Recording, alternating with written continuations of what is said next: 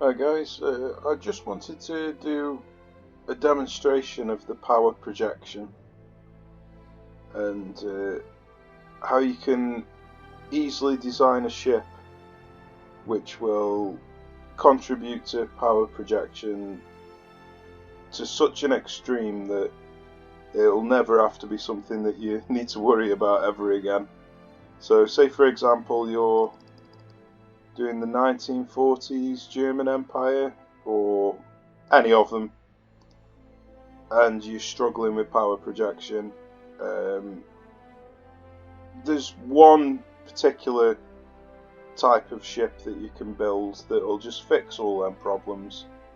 You don't need to build tons of them, so your whole army isn't going to evolve around this one ship, but if you do build a handful of these ships, then it'll sort that problem out for you, and then you can design the rest of your fleet to actually use in combat.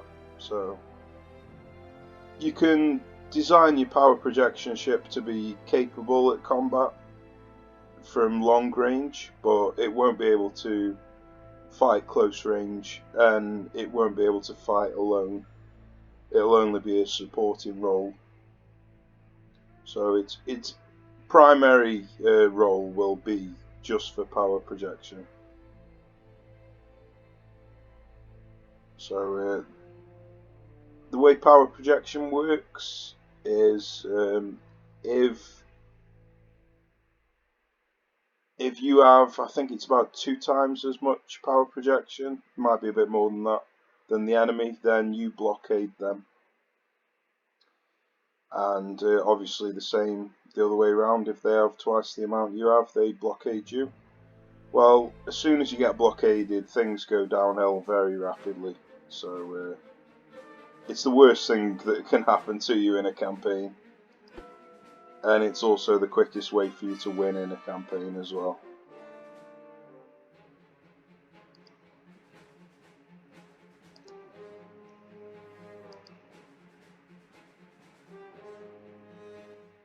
So the way you design a power projection ship, the way it works is it's the weight of your ship and the range of your ship which will contribute to its power projection capability.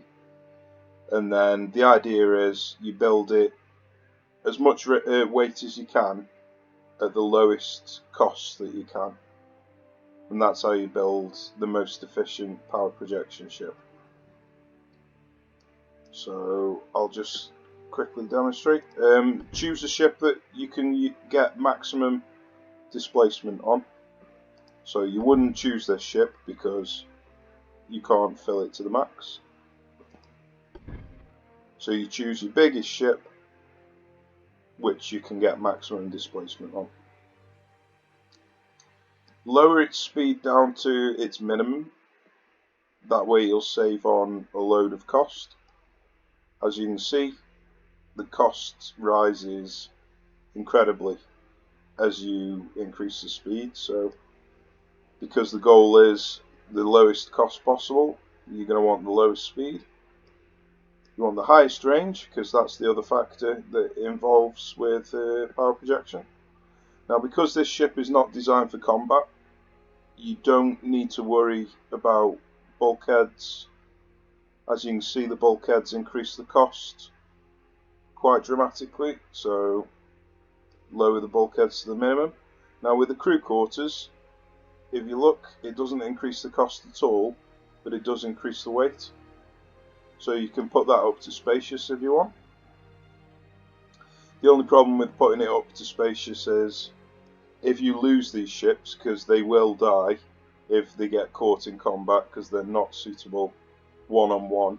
So if they get caught out by some destroyers or by an enemy battleship, because you've got such a slow speed you can't evade, you can't escape, and because they're not built for combat, you will lose them. So putting this up to standard and spacious, you'll end up losing quite a few crew. So that's not entirely necessary. You can leave it at cramped if you want, if you're worried about the crew losses. So you want the operational range high. So you want the engine efficiency high. So you can put this up to forced. You also want it to be fairly decent at shooting long range. So you want decent smoke interference. So you can actually put it up to balanced if you want. But you don't want to add things that reduce your weight. So some of these, I don't know which ones.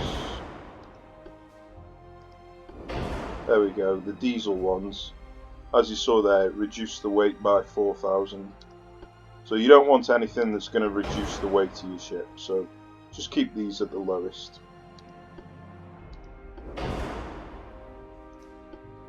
Again, with the fuel, you don't want things that are going to reduce your weight and increase your cost. So you're going to want to keep this at the lowest as well. The only time that you'll be putting that up is if you need more smoke interference. Again, with all of these components, they all cost quite a lot of money, so you don't want to add any of them. The croup armor, or the armor I should say, you want this as low as possible as well, because again, if you increase this, it reduces your weight and it adds your cost. So you want your armor quality as low as possible. And these as well. That added 12 million. So you don't want anything that's going to cost that much. Okay, so because it's going to be doing some long range shooting, you do want the best towers for accuracy. That's the only thing that you're going to really be spending a lot of money on, is your accuracy and your guns. So we've got minus 93 smoke interference. If you just choose the smallest funnel, because we've only got 16 speed, it didn't drop our engine efficiency, so you can just take the smallest funnel that you can while staying at 100%. As you can see, we've still got decent smoke interference, so our accuracy is fine. So you're going to want to take the best gun that you can take, because we are going to be using it for long range supporting fire. So that's Mark 3, that's Mark 3, that's Mark 4, so you can either take a Mark 4 15 or a Mark 3 18. So I'm going to be taking the 18s. You never take quads because they're not good value for money, and they've got really slow reload time. So as you can see, that's got 84.5 seconds. That's an extra 22 seconds reload time, so it's a quarter. So you might have double the turrets, double the barrels, but it takes a quarter longer time to reload. So it's just not really that efficient. If you look at, it's twice the amount of weight and almost twice the amount of cost, and it's not even twice as good. So because of the 25% penalty to the reload time, so you'd never take this. Triples are good and doubles are good, so we'll start off with triples for now, and then we might need to reduce them to doubles if we haven't got enough weight.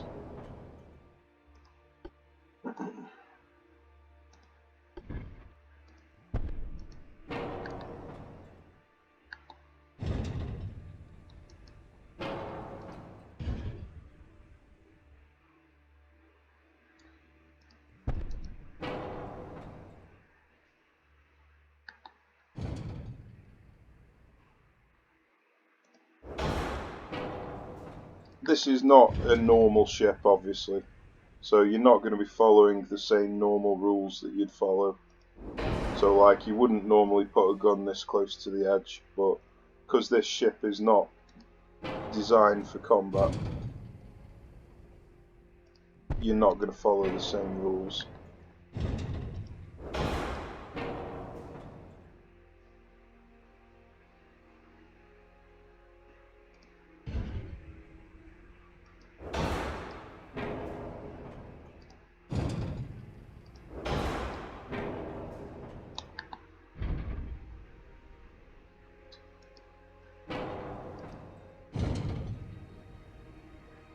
I'm pretty certain that you can get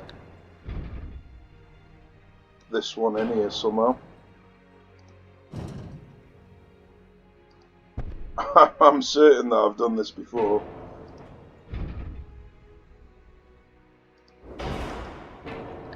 Maybe I need to move it one more notch. Oh, there we go. Got it in. So you use control when you're placing things to adjust them finally, in case you didn't know. Okay, so we've got the best guns that we can take. We've got loads of barrels, so we're going to be firing loads of shots off. We've got no components, so the cost is really low. The only thing that you would be spending your cost on now is accuracy. You're going to be long range, so you're going to want increased shells because you're not going to be hitting that often.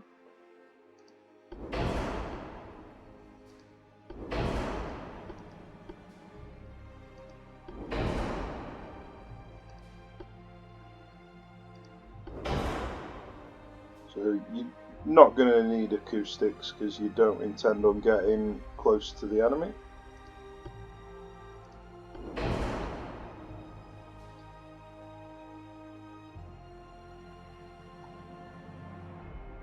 Okay, so obviously as you can see we're quite a bit over the weight, so these guns might be too big. We might need to drop them down to the next caliber, the one barrel less, sorry.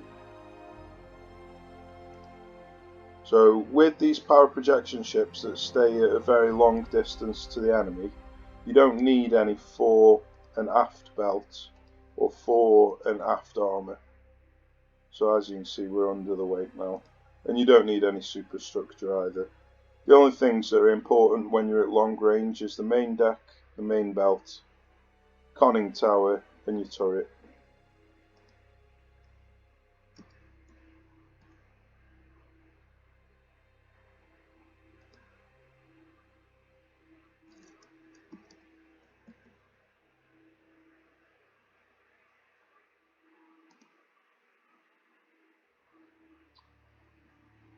So as you can see, we're now at the maximum weight, the lowest cost.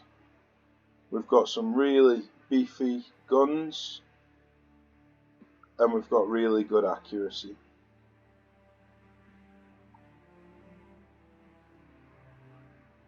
So what you could do is lower down the amount of barrels on these guns and increase the armour. But I think that's probably enough armour. A little bit more wouldn't be a bad thing, but I reckon that's probably enough. So we've got a 0.74 weight offset, but it's not a big deal, and there's literally no space left to cram anything in. I might be able to move this one. Oh, it's the wrong way. Silly me.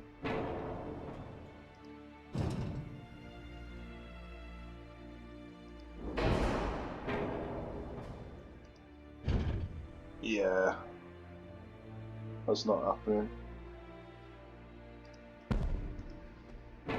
Okay, so 0.7 will be fine. Okay, now at this point, because this is just a power projection ship, this is when you would create your other designs, which would be your actual proper ships. So it's up to you what you want to create. I prefer to go for one screening ship to deal with the smaller enemy ships like the armoured cruisers and lower, and then 1 torpedo boat to deal with the enemy battleships and enemy battle cruisers. So I would normally go with, say, a heavy cruiser or a large cruiser and a destroyer. But for now, I'm not going to do them because I just want to show you exactly how much power projection this ship actually puts out. So I'm going to build just these power projection ships just as a demonstration.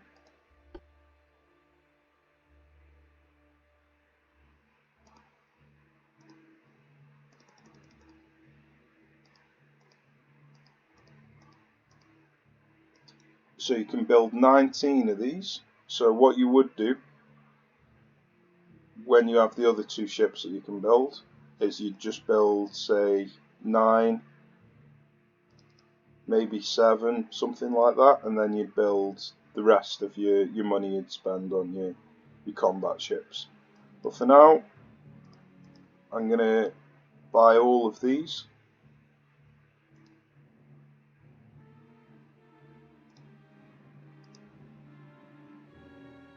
The starting finances that you start with is random in campaign mode. So this time around I only started with 19 of these. In the past I've been able to start with 33. So there's a huge difference in the starting funds.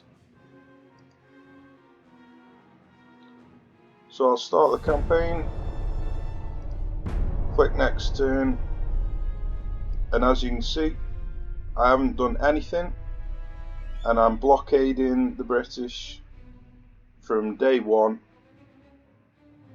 with 210,000 power projection versus their 71,000. So I took 19 ships to get that, so it's just over 10,000 a ship. So if they've got 71,000, I'd only need 7 ships to equal their power projection. Obviously that's not even including the rest of the ships that I'd be building, so in this particular instance I think maybe 4 of them power projection ships might be enough. You could take 7 if you wanted to be super cautious. Because you will lose them if they get caught in an ambush. But probably 4 or 5 of them power projection ships would keep you safe from blockades for the entire game. If you did lose one, then you can just build one again. As you can see here, we've been caught in a destroyer ambush. If you try to fight, you will lose, so try to withdraw. We failed. Now, there's no point in doing the battle because you will lose. So it's up to you. If you want to play realistically, you do the battle, you lose your battleship. If you want to abuse the auto-resolve system, then you can auto-resolve and you don't lose the battleship. Sometimes you do, but the majority of the time you don't. So there you go. I just wanted to do a quick demonstration of how the power projection works and how you can abuse it. I wouldn't recommend abusing it to the point where it's just ridiculous. Like, for example now, I can literally just press end turn.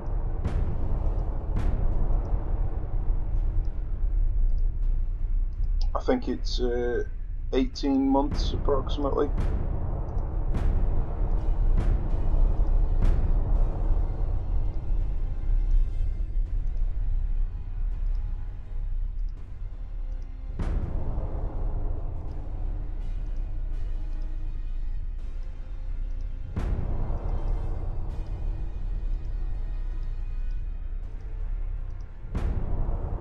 So as you can see, what's it been, about 9 months or 12 months or something, and they're already getting problems with their cash.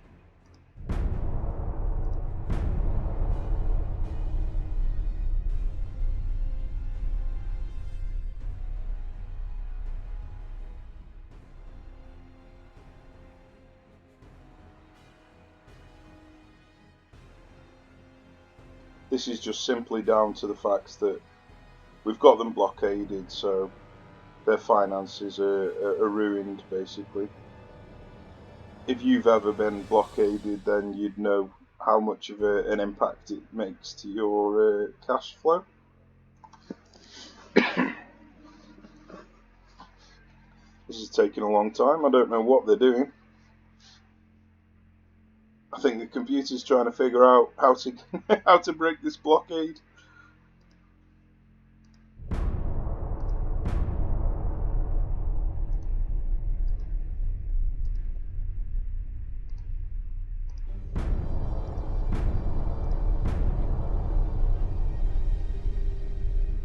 Well, it appears as if the amount of power projection that you are over affects how much naval prestige the enemy is going to take. Because in the past, I've had like 360,000 on day one, and they've had their admiralty replaced and everything after like 6 months. So it appears as if the more power projection that you have, the more of an impact it will take.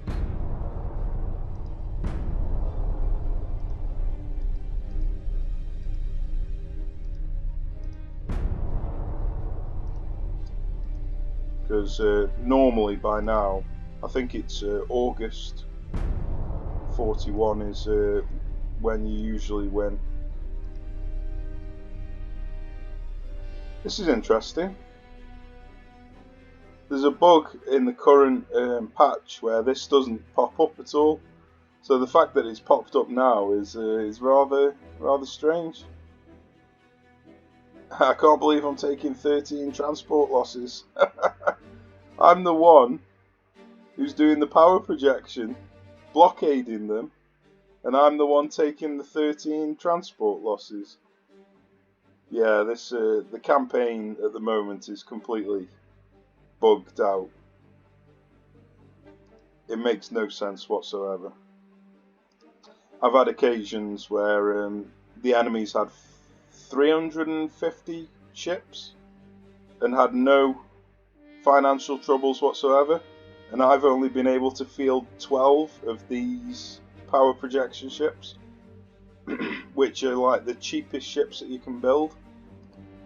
As you can see, I'm on plus 15, and I've only been able to field 12 of these power projection ships. So yeah, the campaign is completely bugged out at the moment. So here we go, the enemy's Admiralty's in trouble.